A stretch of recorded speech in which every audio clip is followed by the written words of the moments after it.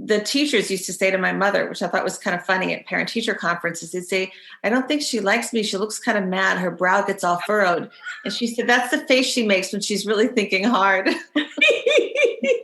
That's adorable. I know those children. Yes.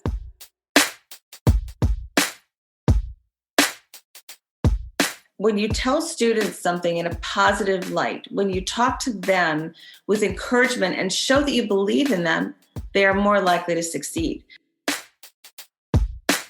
I prefer transformational learning. That's right. That's right. That's why we get along.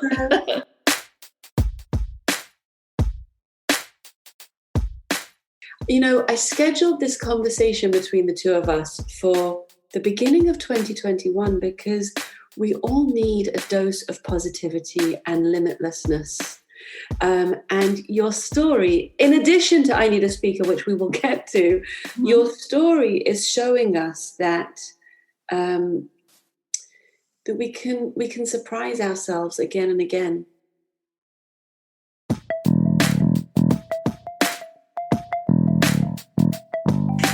Welcome to the Qualified Tutor Podcast. I'm your host, Ludo Miller, and I'll be interviewing tutors and thought leaders from across the tutoring landscape to inspire, inform, and motivate you to become the best tutor you can be. The Qualified Tutor community is a safe and supportive space for tutors who love to learn and grow. We offer training, resources, ideas, and a chance to connect with like-minded tutors. If you'd like to continue the conversation, join our Qualified Tutor community at www.qualifiedtutorcommunity.org or find it in the show notes. Welcome, Tricia. Tricia Richards and I are good friends from an online course that we've recently attended, run by Akimbo, which is Seth Godin's online course platform. And we did a course called Small Business Essentials. And what we learned there was that the best thing you can do for your business is serve your people as well and as effectively as possible. And Tricia's offering is something really, really exciting that I thought would make a big difference to the Qualified Tutor community, but in quite a surprising way. So this podcast is going to go out on New Year's Eve. And so really what we're going to do here, Tricia, is we're going to leave our listeners with an opportunity that might pique their interest for 2021. My feeling is that, and we're going to get there in a second, but just to sort of plant the seed, tutors are all communicators. It's what we do so well. And your offering is all about giving us a platform for speaking. Am I right? That's correct, Julia. Yes. Okay. So welcome, Tricia. We're so happy to have you here. Happy to be here. Thank you. So we're going to go the scenic route around, okay? And we will get to speaking about I Need a Speaker at the end of our pod. Because first, I want our listeners to understand who you are, what your journey's been, and why you've created I Need a Speaker. Sure. Okay, so Tricia, tell us first, because this is our lovely warm-up question, what kind of a learner were you? That's a question that I had to think about quite a bit preparing for today. I was a very visual learner, and I think I was easily distracted when I was younger because there was so much that intrigued me, that appealed to me, and I just wanted to eat all that up. I just wanted to absorb all of that. So I did notice that at school, I would continuously want to ask the question, why? I would want to dive deeper and deeper. And the teachers used to say to my mother, which I thought was kind of funny at parent-teacher conferences, they'd say, I don't think she likes me. She looks kind of mad. Her brow gets all furrowed. And she said, that's the face she makes when she's really thinking hard. That's adorable. I know those children. Yes. So I was the kid who loved the essay test. I was the kid who loved the reading assignments. I wasn't a big fan of science labs because I just wasn't very good at it. And I always liked to see there was a unique and a practical application to the lesson. So if I knew there was a way to apply it, I would be more interested in learning the workings of whatever topic it was. Right. But that didn't take you towards science. It took you towards essays. It did. I was honors English. I was always in the language classes, everything that was written. So it's no surprise that I went into public relations, later in life. No surprise to anyone. But it was fascinating. It was only when I became older in my graduate school years that I really came to appreciate the intersectionality and the interdisciplinarity of all of the topics in the world. I mean, so many just come together, psychology and science and the liberal arts and languages and history. All of these things come together in beautiful ways to give us context, to give us meaning, and to give us a depth of understanding that we wouldn't have without taking that bigger picture look.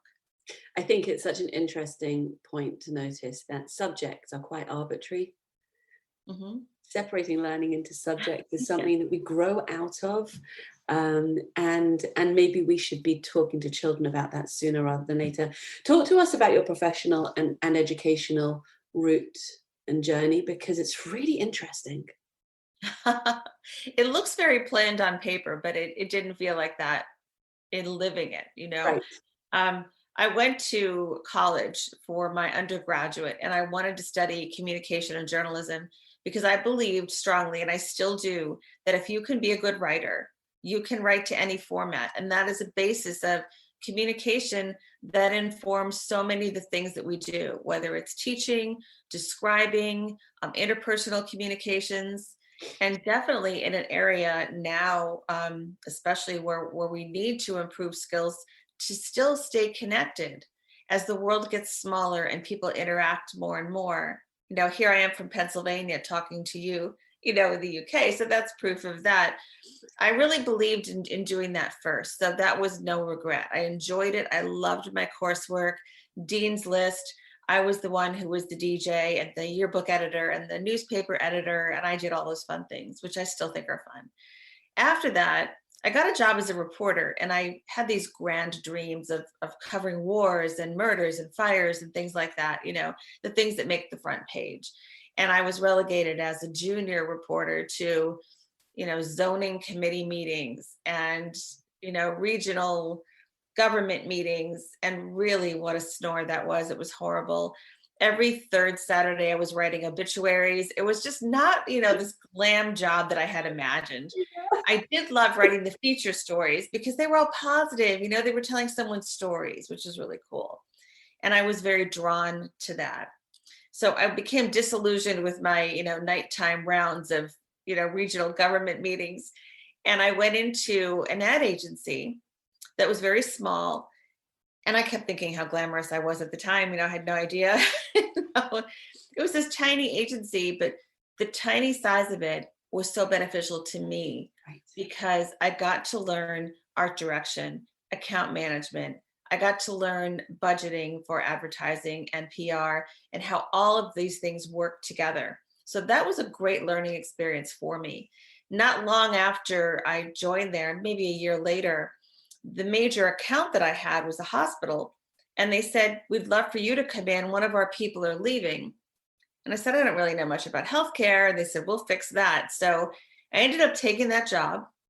And a few weeks into that job, I got a memo saying that graduate school, all school tuition was covered 100%. And I thought, I can't say no to this. At that point, I was out of school long enough to really appreciate it, to look in the rearview mirror and say, wow, what an opportunity I had.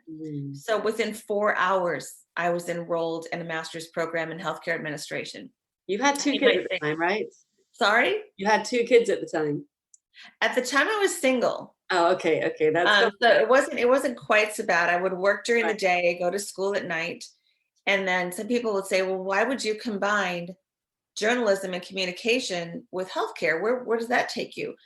But I realized that communication is like a Swiss Army knife. It can go anywhere and do anything when you combine it with another discipline.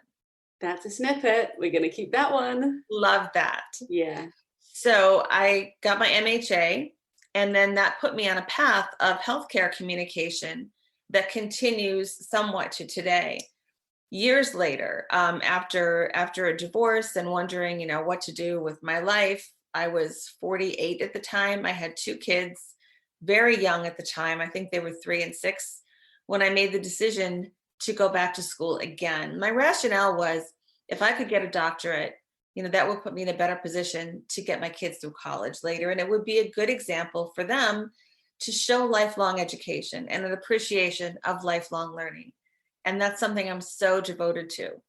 So I called my now husband at the time, Kevin, and I said, listen, I have this crazy idea. I just want you to hear me out. I think I'm going to go back to school.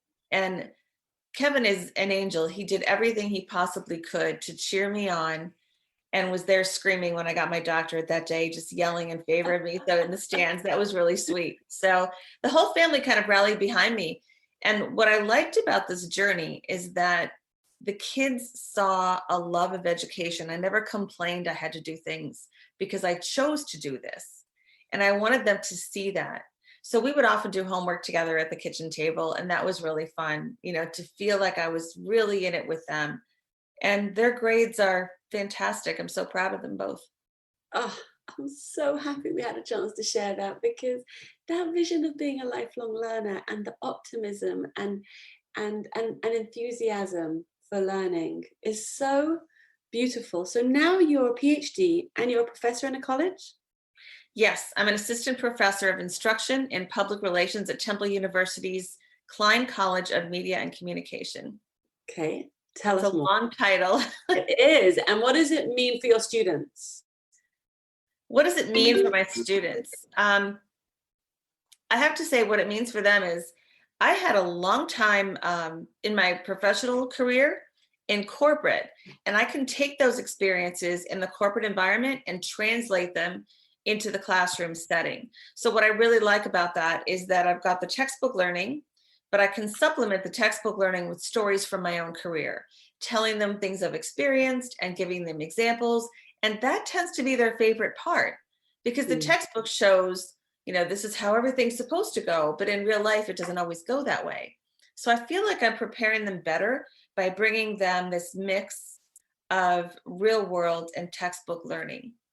Do you feel that you're able to anticipate their misconceptions, break down the ideas further, and make them more practical and accessible? It's certainly something that we talk to tutors about. When you're really an expert in your field, you're able to really, really break it down. And sometimes it's those real life examples that bring a subject to life and make it less abstract. Yes, exactly. Yeah. So talk to us about, because you said something gorgeous last time we chatted about believing in students and giving them that sense of belief in themselves. Yes, I remember talking to you about that. It's something I feel very strongly about. I have a lot of experience with college students. I've been an adjunct for over 20 years. What does an adjunct mean? It's part-time faculty. Okay. Some people call them contingent faculty, where you're not full-time on staff, but you just have, say, 1 or 2 classes a semester. Right. So I had that experience for several years before I was qualified with my doctorate to teach full-time. So I have that background behind me as well. And one thing that I've noticed is that when you tell students something in a positive light, when you talk to them with encouragement and show that you believe in them, they are more likely to succeed. And I remember a time not long ago, it was maybe 2 years ago, there was a student in one of my capstone classes.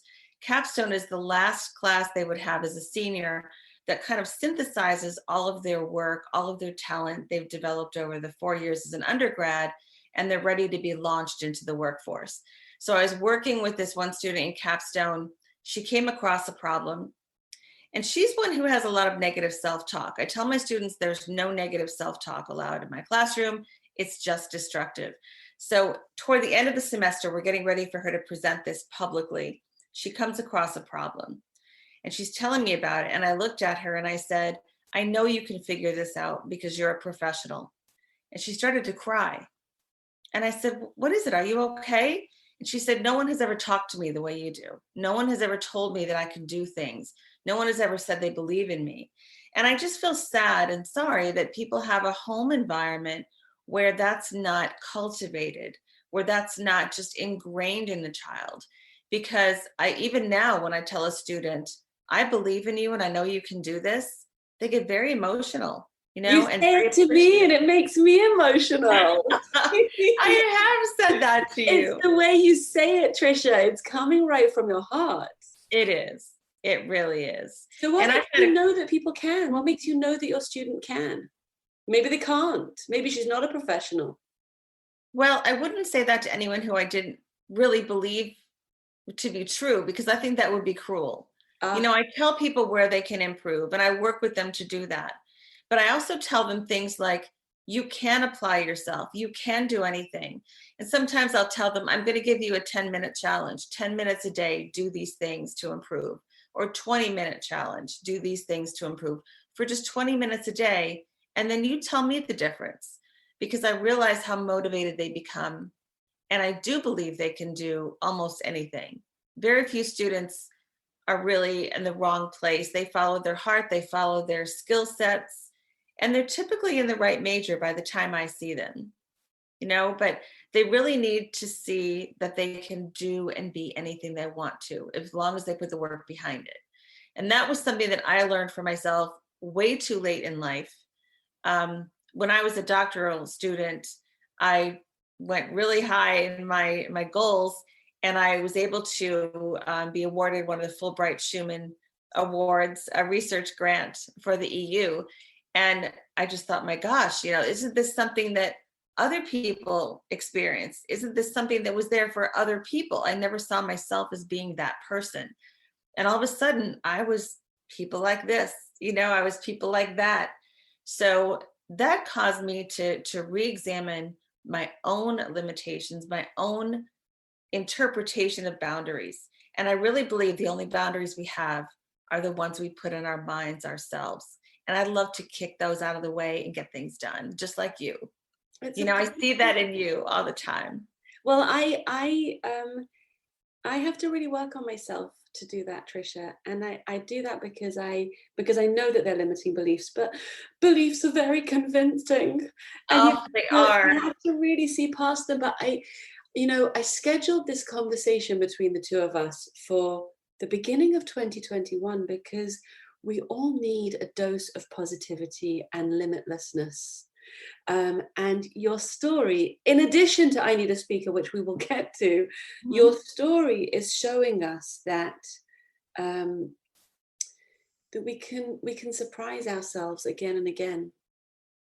And absolutely. And that's what it sounds to me like you're giving permission to your students to do, to surprise themselves. And we talk in workshop 4 about barriers for learning and how limiting beliefs are something that tutors have to help students through, and how if you can have a sense of limitlessness of a student's potential. So there's a lovely book, and I always love to recommend good books. There's a beautiful book called The Art of Possibility, which is beautiful on audiobook because it's read by the authors, and Ben and Dan Zander. And Ben is a classical musician, and so there's classical music interspersed. He's actually a teacher, and he talks about edge of your seat playing, where you're so focused, So I adore when our workshop participants, you can see they're on the edge of their seats. That's how I love my students to be. And likewise, he talks about giving them an A. So he talks about a class at music school where, and these are young people who are so used to practicing for 8 hours a day and taking on very tough feedback and really, really focused learners. And he says to them at the beginning of the semester, write me an essay to tell me why you're going to get an A in this class. Oh. So write it as a retrospect of what you did over the semester to earn your A. And so they write these beautiful essays where they talk about where they are right now and what they're going to do to bring themselves forward. So there's all that sort of personal accountability. They hand in the document and he gives them an A for the quality of their self-reflection. And then they go ahead to spend the rest of the class not worrying about the grade, just enjoying the learning. I love that. Isn't that beautiful? That's so beautiful, because it's breaking away those boundaries. Again, it's letting them envision success. And I believe so strongly that if you envision it, if you work toward it, if you take the steps toward it, you really can do anything. And I see these students who struggle, and I see them overcome quite a bit. Today's college students are really struggling with a lot, and probably the K-12 as well, with the pandemic and home situations. Some have food insecurity, some have, dysfunctional homes, and they've got a lot to overcome to give us their full attention when it's time to learn something. And any of the ingrained beliefs that students have by the time they get to college are sometimes negative. And I don't want them to leave my class thinking that they are just average. I greet them in the morning and I say, hello, my stars, hello, my emerging PR professionals. And they love being recognized as that different identity, as seeing themselves in the future. And I think that makes such a big difference. Yeah. There's also something very exciting about being invited to behave like a professional. Absolutely. Absolutely. And I tell them, if I ask them a question and they say, oh, I stink at that, I say, no, I don't allow that here. What you say is, I'm learning to be better. So they're turning that perspective around a little bit. And sometimes, which really warms my heart, I will hear one of them say it to another one. And I think, okay, this is hitting home now. That's all boats rise with the tide, hey? That's right. You love that phrase, and it's true. I love that phrase because I really believe that if we can create a culture that ripples across sideways, then we'll raise a tide that will benefit all our students.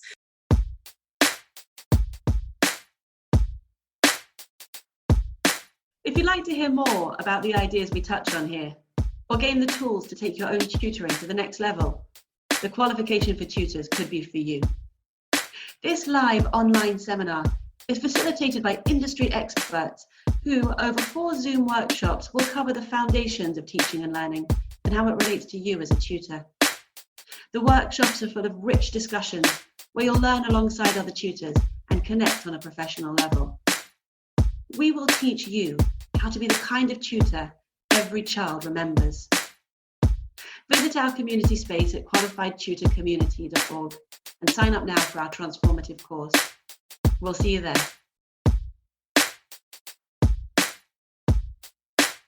So talking about all our students, it's fascinating to me that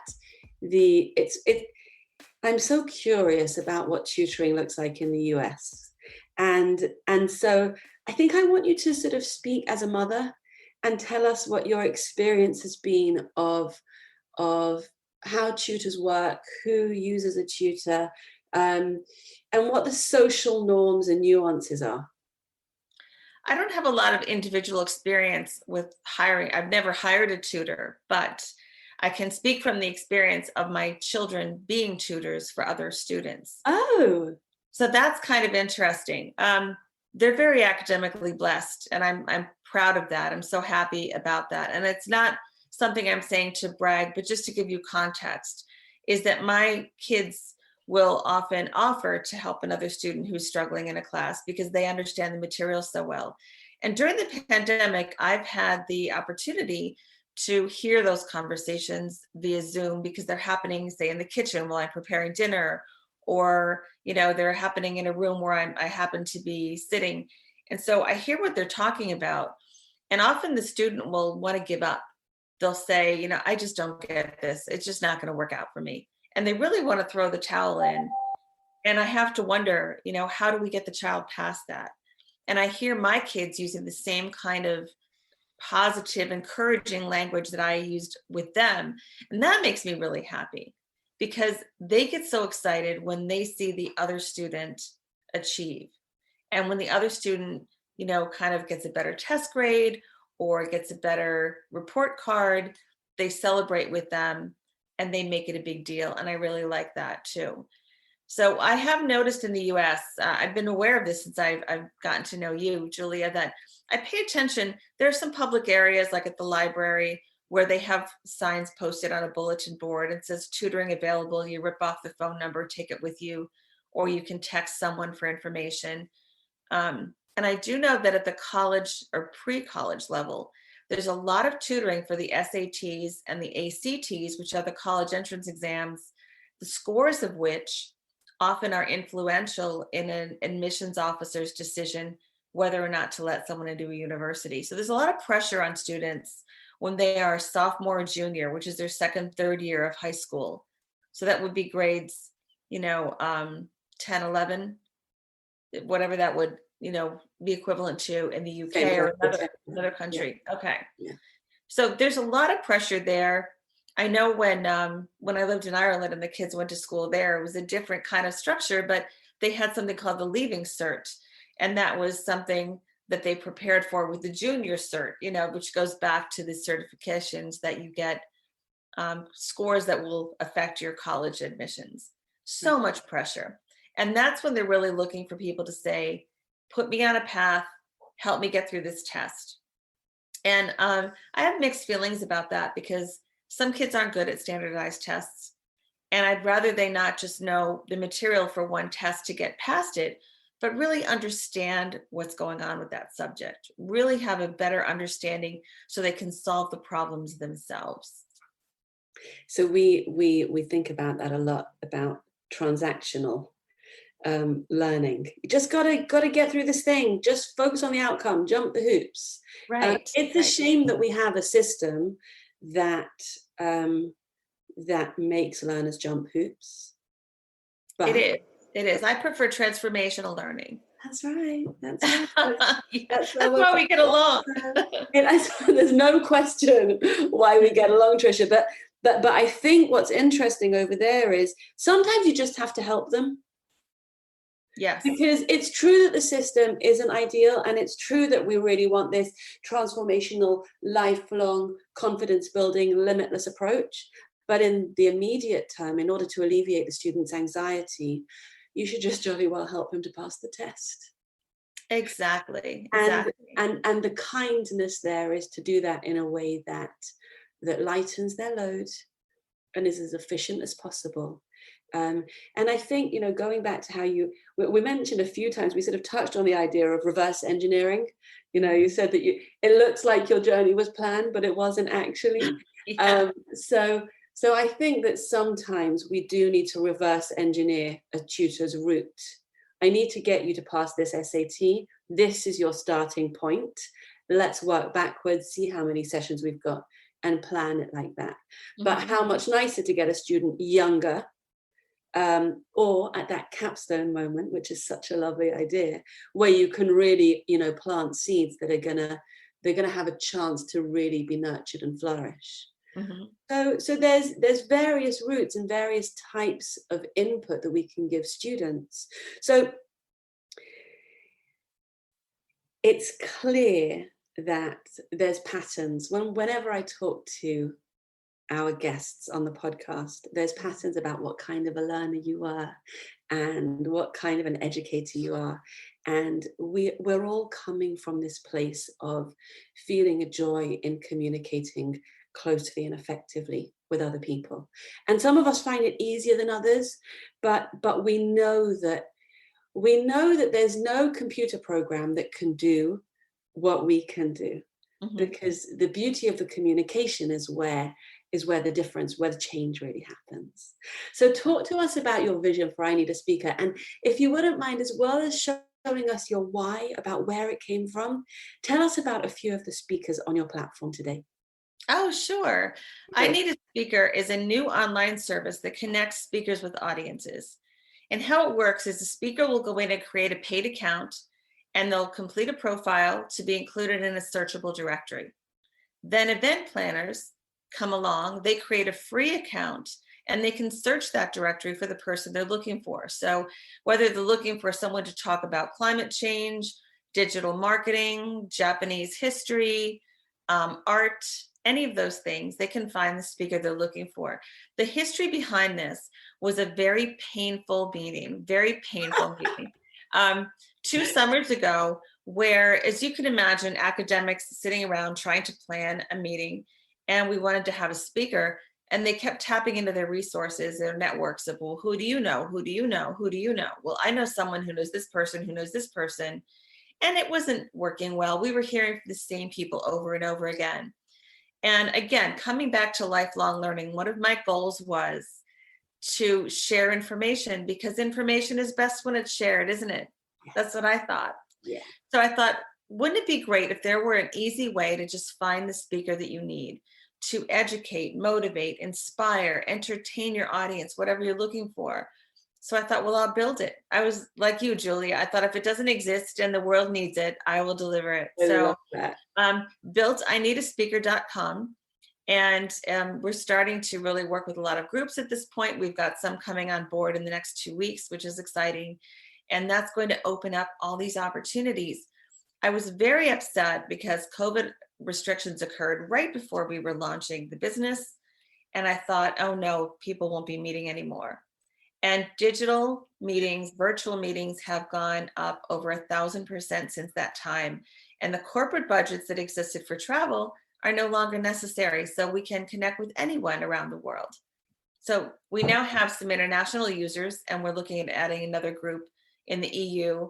I don't want to say who they are yet, but it's going to be a great addition to the directory, and I'm pretty excited about it. It's fascinating. I'm so interested in who these groups are. I know that your website is beautiful, and I have my own profile up there. And I'm very nervous for anybody to ask me to come and speak, but I'm also quite excited about the idea. Oh, you should be. Well, you're one of our amazing speakers. We have so many. We've got stand-up comedians. We've got people with expertise in marketing. And one of the most common requests right now is diversity, equity, and inclusion. Mm-hmm. So we do have some DEI speakers who are very, very good. And I'm happy to say that we offer all this so that more people can keep learning. Yeah. It's just a different kind of learning, but I know how much you value that process. Yeah, but I do think that, the idea of being a speaker seems like it has such a barrier to entry.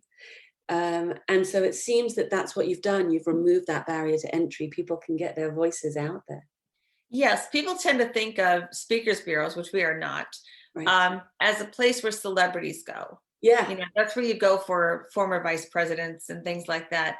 This is all about someone who has a passion, a message, and an area of expertise. So This is for speakers of all experience levels.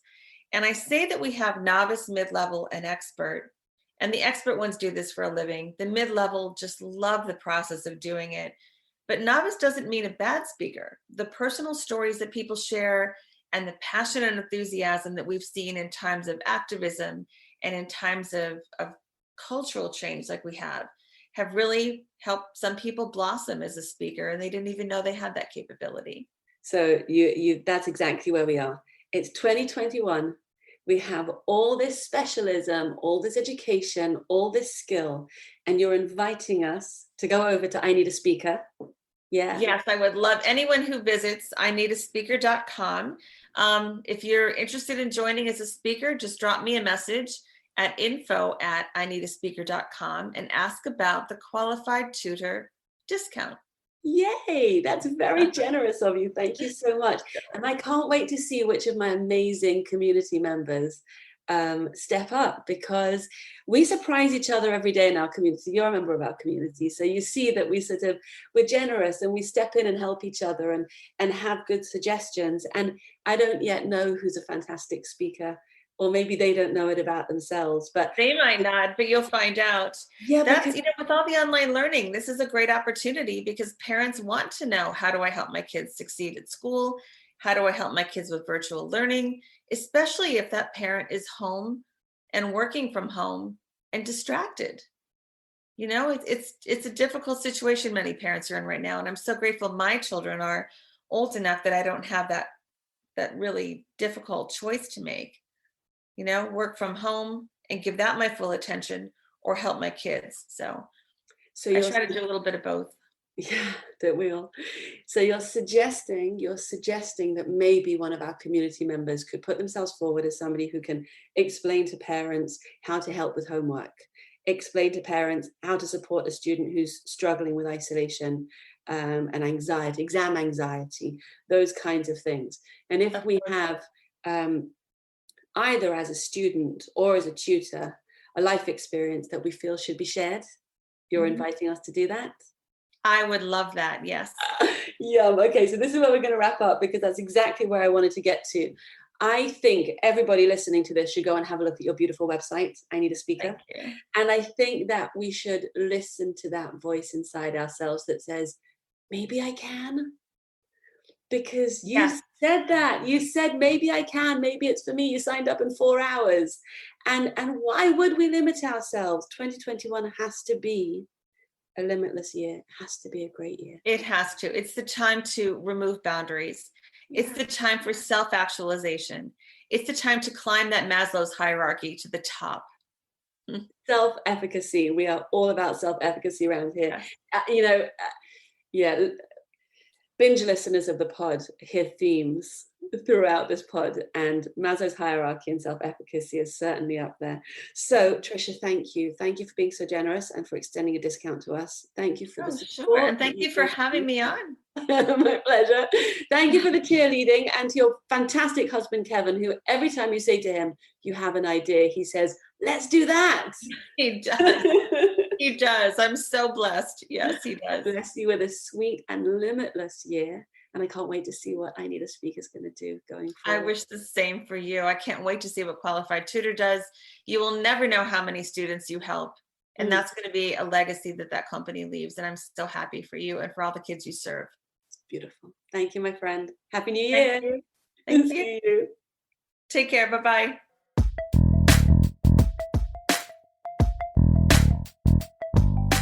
Thanks for listening to the Qualified Tutor Podcast, where tutors share their expertise to support the tutoring community.